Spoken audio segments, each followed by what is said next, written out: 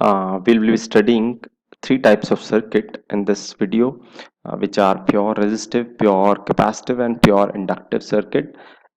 In addition to that, also be studying series LCR circuit. So just have a look at the pure resistive circuit. So it's an AC source. This is the resistance, and a current I flow through that. We can say I is equal to V by R. So we get the equation of I as this. V naught by IR can be termed as I naught, which is also known as peak current. So the curve P equal to V naught sine omega t, and the curve equation for I is I naught sine omega t. The curve are similar, so the phase difference between them is zero. They can be represented along the same axis. You must have watched alternating current 1 before this, in which the basics of these phasor diagrams are clear. So voltage across resistance and the current passing through it are in phase. This is an important statement. Voltage across the resistance and the current passing through it are in the same phase. And R is also independent of angular velocity or angular frequency of the source. If we change the angular frequency, R will remain same, whereas C and L, capacitor and inductor, changes.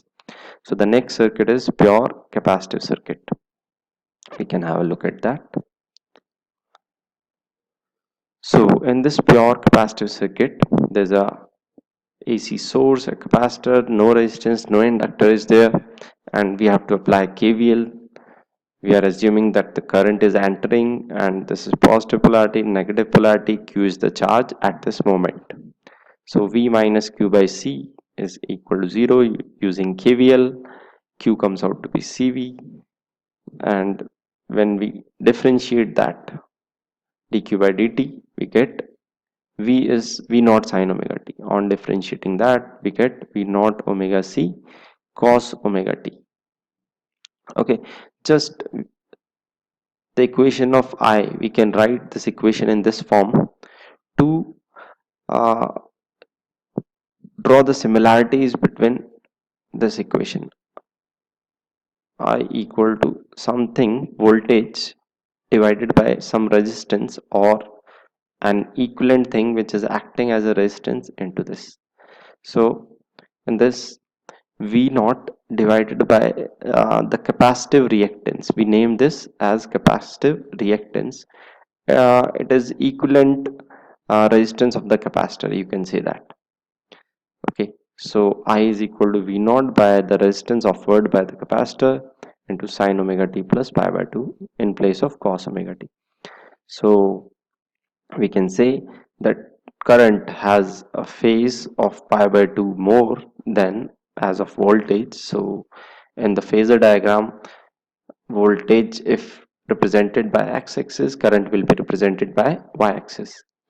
And we can say current through a capacitor leads by pi by 2, leads the voltage across it by pi by 2. Okay, and as this is capacitive reactance 1 by omega c, by increasing omega, xc or capacitive reactance decreases. We can see that the graph between xc and omega is a hyperbola. The last circuit in this category is pure inductive circuit. There's a source, AC source, inductor, and by using KVL, V minus L di by dt is equal to 0. When we integrate I, we get I as V naught by omega L minus cos omega t. Again, we can write this I as this. Omega L will be termed as the effective resistance offered by an inductor, which is inductive reactance. The name of this omega L is inductive reactance. And in this, the phase of current lags the voltage by pi by 2. Current through inductor lags the voltage across it, no other voltage, just the voltage across the inductor only, by pi by 2. So if voltage is represented on x-axis, current should be represented on negative y-axis. and as the relation between XL and omega is linear, so we can say they are proportional to each other. You increase the omega, XL increases proportionately. Now we'll study series RLC circuit. In a series RLC circuit, a resistance and an inductor and a capacitor is connected in series with the help of a AC source. So first of all, if VR, voltage across resistance, can be given by current passing through it and resistance multiplied by resistance, we can say VR max will be I max into R, and VR, voltage across resistance, in RMS form is the current RMS into resistance. Similarly, we can derive the same relations for inductor as well as capacitor, like VL is equal to I into XL at an instant. If you want the maximum voltage across inductor, multiply the maximum current passing through inductor into its reactance, inductive reactance. And if you want RMS voltage, do the same treatment. The same is true for capacitor also. Okay, as they are in series, the current passing through all of them will be same. Okay, as I said earlier, as they are in series, the current passing through them will be same, and VR, which is the voltage across resistance, will be along the direction of current. VL will lead ELI, okay, and VC will lag by pi by 2 by this current. Current is passing through capacitor, inductor and resistance have same value and they are same current. So this will be the phasor diagram. We have assumed that the current is leading by a phase of phi by original voltage, which is voltage of the source. So the resultant of VL and VC, assuming VC to be more, will be this VL minus VC, and this will be VR. Just shift it from here and we get the resultant of all these three voltages as V naught. So 10 phi, this two angles will be equal. 10 phi is VC minus VL by VR. It can be also interpreted as I into XC, I into XL, I into XR, or R simply. So we get 10 phi as this. Using this, cos phi can be derived as R by Z. This is XC minus XL, this is R, this is Z. So we can say that the phasor resultant of individual voltages VR, VC and VL, which are the instantaneous voltages at any time, should give the source voltage at that time.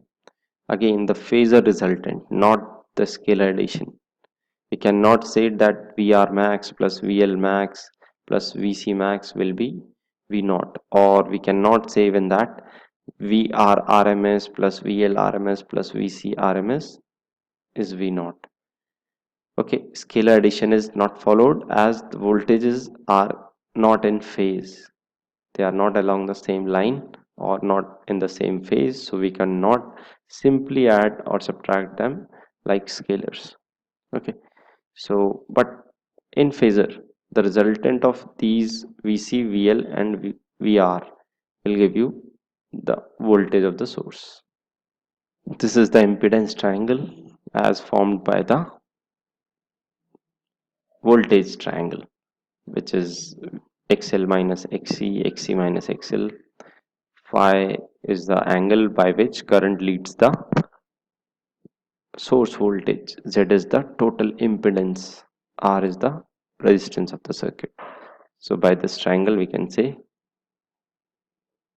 using Pythagoras theorem, and as I is equal to V by Z, we can use V naught sine omega t by Z. 10 phi will be this. And if the in the circuit is capacitive in nature, so XC will be greater than XL, then phi will be positive and current will lead using ICE. I leads EMF in case of capacitive circuit. Similarly, so if XL is more than XC, we will call the circuit to be inductive in nature, and in inductive circuit, current lags.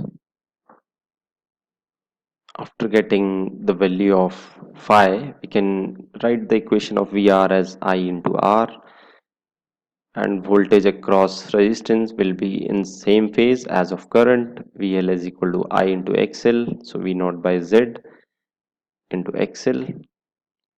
It is the maximum current, it is maximum voltage across inductor into sine omega t plus 5 plus pi by 2. As the current has a phase phi, so the voltage across inductor must have a phase of phi plus pi by 2, means pi by 2 ahead of current passing through it.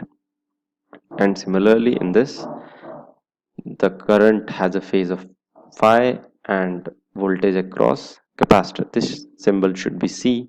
Vc is equal to ICXC, and the voltage across capacitor lags by pi by 2 by the current passing through it. Okay,